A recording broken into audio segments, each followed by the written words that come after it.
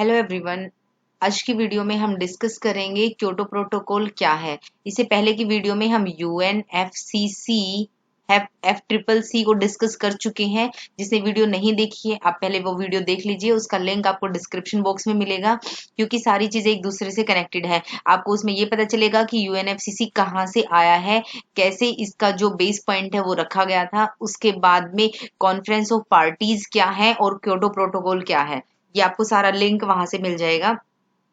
इस वीडियो के लिए जो कॉन्फ्रेंस ऑफ पार्टी की जो मीटिंग थी, जो हर साल होती है, उसकी जो थर्ड मीटिंग थी वो क्योटो में हुई थी, जापान। ठीक है, इसलिए वहां से इसका नाम पड़ा है क्योटो प्रोटोकॉल, वहां पे जो प्रोटोकॉल साइन हुआ था। ठीक है, अब देखो, a protocol linked to UNFCCC aimed at fighting global warming. जो यूएनएफसीसी है जो कि क्लाइमेट चेंज से रिलेटेड है, दैट मीन्स उसका क्या टारगेट है, ग्लोबल वार्मिंग को, क्योंकि climate change direct global warming से और ग्रीन हाउस गैसेज के रिडक्शन से रिलेटेड है।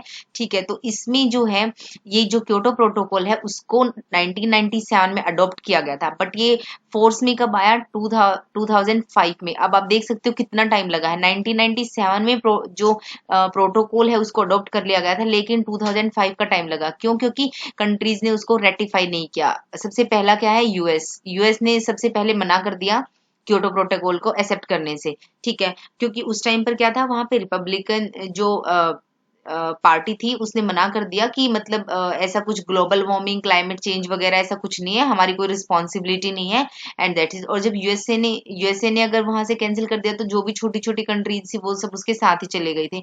बट धीरे धीरे कंट्रीज ने जो है उसको रेटिफाई करना शुरू किया, और जो है 2005 में जाके ये जो प्रोटोकॉल है वो फोर्स में आया। रशिया ने भी इसको रेटिफाई कर दिया था, बट यूएसए ने उस टाइम पे नहीं किया था। ठीक है, it is an international agreement to reduce the green house gas emission. ये एक इंटरनेशनल एग्रीमेंट है, किस चीज को फोकस करता है, ग्रीन हाउस गैस इमिशन के रिडक्शन को।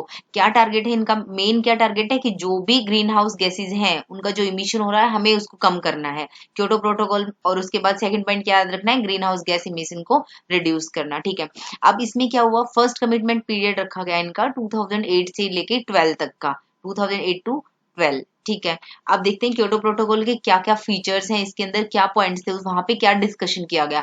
The protocol sends binding emission. आप देख सकते हो, अब ये बाइंडिंग, मैंने यूएनएफसीसी वाले में आपको बताया था कि क्यों बताया था मैंने वो वाला कि वो बाइंडिंग है। अगर आप उस ट्रीटी को देखोगे ना यूएनएफसीसी को, तो वो नॉन बाइंडिंग है, लेकिन उसके अंडर आपके जो प्रोटोकॉल्स है वो बाइंडिंग हो सकते हैं। तो ये था उस बाइंडिंग का मतलब। The protocol sets binding emission reduction target for 37 industrialised countries and the European countries. Annex 1 parties, annex 1 parties कौन सी होंगी, वो पार्टीज जो कि इंडस्ट्रियलाइज्ड है, मतलब जिनको हम डेवलप्ड कंट्रीज बोलते हैं, वो एनेक्स 1 पार्टीज में आ जाएंगी। तो इस उनका कुछ टारगेट सेट किया गया। ओवरऑल अगर आप देखोगे ना इस टारगेट को, इस टाइम पीरियड में, तो उनका ओवरऑल टारगेट था जो ग्रीन हाउस गैस रिडक्शन है वो कितना है, average of 5% emissions reduction compare to 1990 level over the 5 year period.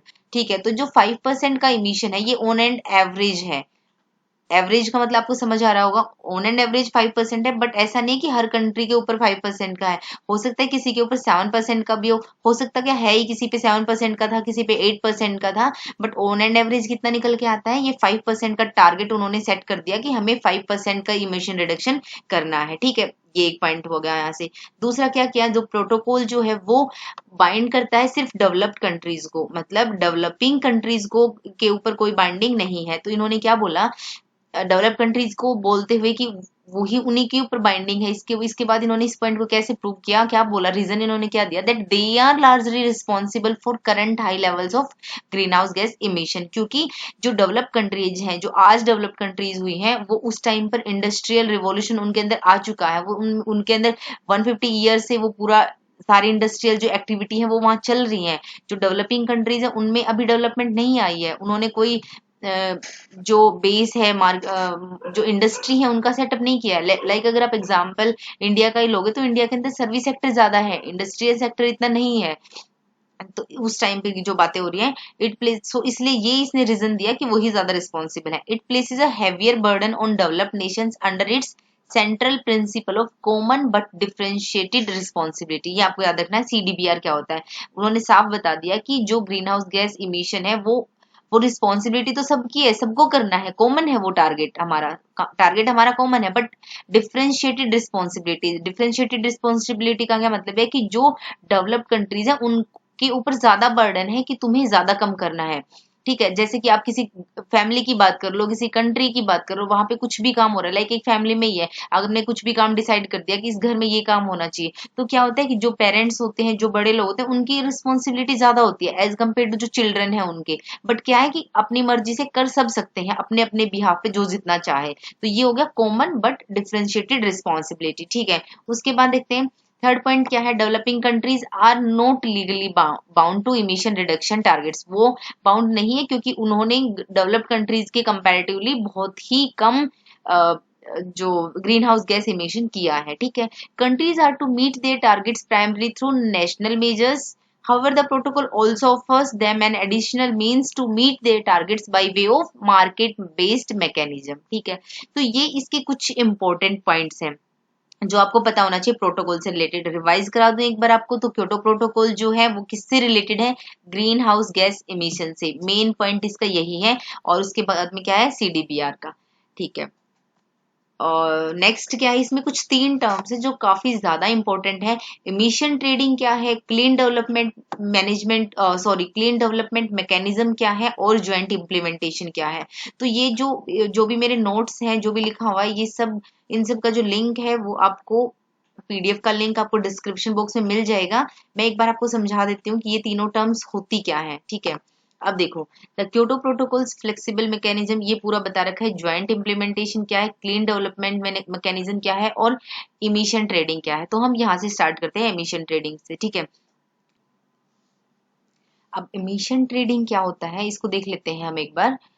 इसमें क्या है, फॉर एग्जाम्पल आपके पास में 2 कंट्रीज हैं, country A and country B. ठीक है, अब इसमें कंट्री ए जो है उसको कुछ टारगेट दिया गया है कि वो कितना अचीव कर सकती हैं, कितना ग्रीन हाउस गैसेज को इमिट कर सकती हैं। लेट अस सपोज उसको टारगेट दिया गया 100 यूनिट्स का, और जो बी है उसको दिया गया टारगेट 200 यूनिट्स का, कि आप इतना ग्रीन हाउस गैस जो है वो इमिट कर सकते हैं इतने यूनिट्स तक।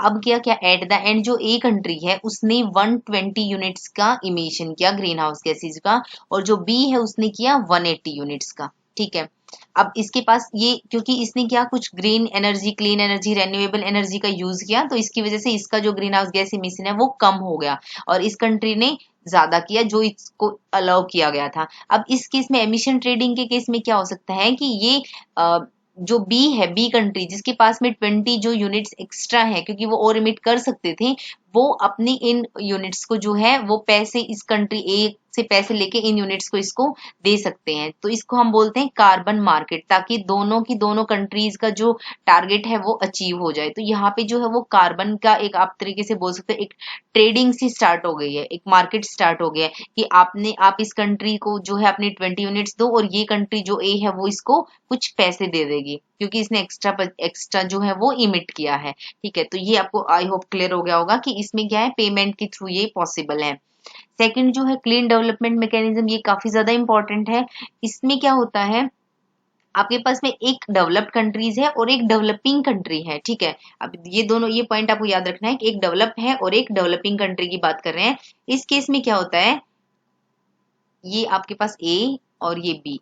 ठीक है, ये आपके पास में कोई भी डेवलप्ड कंट्री है और ये आपके पास डेवलपिंग कंट्री है। ठीक है, अब देखो, ए जो कंट्री है उसको कोई टारगेट दिया गया है कि तुम्हें फॉर एग्जांपल 100 ही मान लेते हैं, 100 यूनिट तक ही तुम्हें ग्रीन हाउस गैस इमिशन को इमिट करना है। बट इसने क्या किया, 110 यूनिट्स जो है वो ग्रीन हाउस गैस की इमिट कर दी। अब इस केस में क्या कर सकती है, ये डेवलप्ड कंट्री डेवलपिंग कंट्री के अंदर कोई भी प्रोजेक्ट लगा सकती है, लाइक रेन्यूएबल एनर्जी का कोई प्रोजेक्ट लगा दिया। ठीक है, वहां पे कुछ इकोनॉमी का सोर्स क्रिएट कर सकते हैं, कुछ स्किल डेवलपमेंट कर सकते हैं, कोई टेक्नोलॉजी का ट्रांसफर कर सकते हैं, कोई भी ऐसी चीज, चाहे टेक्नोलॉजी हो, चाहे कोई प्लांट हो, चाहे रेन्यूएबल एनर्जी का हो, कोई भी एक ऐसी चीज वहां पर करके, ताकि वहां पे ग्रीन हाउस गैस का जो इमिशन है वो कम हो जाए। ठीक है, अब उस केस में अगर वहां पे डेवलपिंग कंट्री के अंदर कुछ ग्रीन हाउस गैस का इमिशन कम हो जाता है, तो जो डेवलप्ड कंट्री है उसको एक सर्टिफिकेट मिलता है, that is certified emission reduction, CER certified emission reduction, CERS, ठीक है। तो ये CER उसको मिलता है। एक CER जो है वो जो आपका इक्विवेलेंट होगा वहां पे 1 टन ऑफ CO2 के इक्विवेलेंट होगा, ठीक है, वो कंसिडर किया जाएगा। और जैसे ही आपकी जो मीटिंग है उसमें आप उसको बैलेंस करके दिखा सकते हो। तो ये आपके पास 10 यूनिट जो एक्स्ट्रा थी वो आप 10 यूनिट यहाँ से बैलेंस कर सकते हो कि आपने वहां पे प्रोजेक्ट लगाया और वहां पे कम हो गई और आपने अपने जो 100 यूनिट्स थी उसको बैलेंस कर लिया। ये एक तरीका है। यहाँ पे CERs मिलते हैं, ठीक है, यहाँ पे एमिशन क्रेडिट्स थे, ठीक है। अब हम देख लेते हैं ज्वाइंट इम्प्लीमेंटेशन क्या है। ज्वाइंट इम्प्लीमेंटेशन जो है वो बिल्कुल क्लीन डेवलपमेंट मैकेनिज्म जैसा ही है, बस सिर्फ डिफरेंस क्या है, यहाँ पे एक डेवलप्ड कंट्री है, एक डेवलपिंग है, यहाँ पे दोनों ही डेवलप्ड कंट्री है, ठीक है। ये पॉइंट आपको क्लियर हो गया होगा। अब इसमें क्या है, जैसे ए ने बी में क्या था कि आप कुछ फंड ट्रांसफर कर सकते हो, कोई टेक्नोलॉजी दे सकते हो, इसी तरीके से एक डेवलप्ड कंट्री दूसरी डेवलप्ड कंट्री के अंदर कोई फंड ट्रांसफर कर सकती है, कोई टेक्नोलॉजी कर सकती है, जिसको क्या बोला, ज्वाइंट इमिशन रिडक्शन, कोई प्रोजेक्ट लगा सकते हैं। तो उससे जो अमाउंट रिड्यूस होती है, वहां पे कुछ ग्रीन हाउस गैसेज का रिडक्शन कम हुआ, तो वो कंट्री बी जो है वो उसको क्या देती है, इमिशन रिडक्शन यूनिट्स, इनको हम क्या बोलते हैं, ERU, इमिशन रिडक्शन यूनिट्स।